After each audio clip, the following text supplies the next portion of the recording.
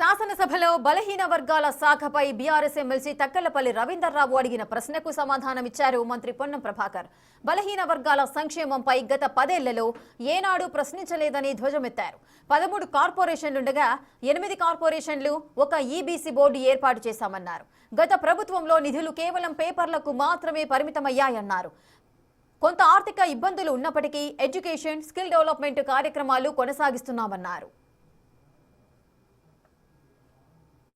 రవీంద్రరావు గారు కూడా సామాజికంగా బలహీన వర్గాలకు సంబంధించిన సంక్షేమం గురించి కూడా కన్సర్న్ ఉంది అని చెప్తే ముందుగా, ఎందుకంటే 10 సంవత్సరాలు ఎప్పుడు చూడలేదు, ఇప్పుడు అడుగుతూ ఉన్నారు. తప్పకుండా గతంలో 8 అంటున్నారు, 13 కుల సంఘాలు కార్పొరేషన్స్ ఉండి దాని తదుపరి 8 కార్పొరేషన్తో పాటుగా ఒక ఈబీసీ దానికి సంబంధించినటువంటి బోర్డును ఏర్పాటు చేసాం అధ్యక్ష.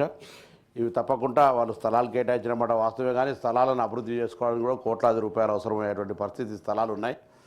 నెంబర్ 1 అయినప్పటికీ వాటిని ఆ స్థలాల కేటాయింపు పట్ల వెల్కమ్ చేస్తూనే తప్పకుండా ఎస్డిఎఫ్ కింద నిధులు కేటాయించినటువంటి పేపర్ వరకే పరిమితమైంది. ₹1 కూడా వర్గాలి. ఒక గొల్ల కుర్బకు సంబంధించినటువంటి వాళ్ళు గౌరవ మాజీ శాసనమండలి సభ్యుడు ఎగ్గే మల్లేశం గారు స్వయంగా నిధులు చేసుకొని కట్టుకోవడం తప్ప ప్రభుత్వ పరంగా ఇక్కడ కూడా ₹1 గతంలో పేపర్ వరకే పరిమితమైనటువంటి మాట యావత్ తెలంగాణ ప్రజలకు, కుల సంఘాలకు కూడా తెలుసు.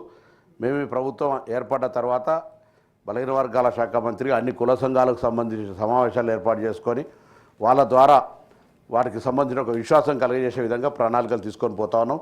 వాస్తవంగా కొంత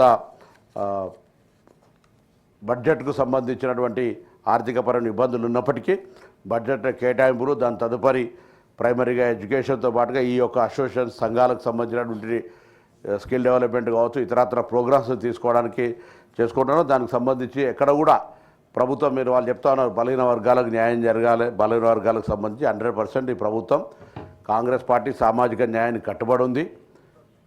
అటు పార్టీ పదవులు కావచ్చు, అధికార పదవులు కావచ్చు, రాజకీయంగా కావచ్చు, లేదా అధికార వికేంద్రీకరణ లోపల కూడా తప్పకుండా బలహీన వర్గాలకు సముచిత న్యాయం కలిగజేసేదాని కొరకే మా కార్యాచరణ ఉంది అనేటువంటి మాట కూడా ఈ సందర్భంగా మనవి చేస్తున్నాం. తప్పకుండా 100% వారు కోరిన విధంగా తొందరలోనే ఒక సమగ్రమైనటువంటి ప్రణాళిక, ఈ ఏదైతే కేటాయింపబడ్డటువంటి ఏర్పడ్డ కార్పొరేషన్ ఉన్నాయో వాటికి సంబంధించి శాశ్వత సిబ్బందిని ఏర్పాటు చేయడంతో పాటుగా శాశ్వత కార్యాచరణ, ఆయా వర్గాల స్కిల్ డెవలప్మెంట్ కావచ్చు, లేదా భవిష్యత్తులో వాళ్ళ కాళ్ళ మీద వాళ్ళు నిలబడడానికి ముందుకు తీసుకుపోయే ప్రయత్నం చేస్తున్నాం. నిధులు కేటాయించినాము, దానికి సంబంధించినటువంటి ప్రణాళికలతోటి వాస్తవంగా నిధులన్నీ గతంలో ఒక స్కీమ్ ద్వారా క్షేత్రస్థాయి దగ్గర తీసుకోబోలేనప్పటికీ ఆ పథకం ఆగిపోయి ఉన్నది. పథకంని మళ్ళీ తొందరలోనే మార్చి లోపల దాన్ని ప్రకటించిన విధంగా నిధులు ఖర్చు చేస్తామనేటువంటి మాటను గౌరవ సభ్యులందరూ కూడా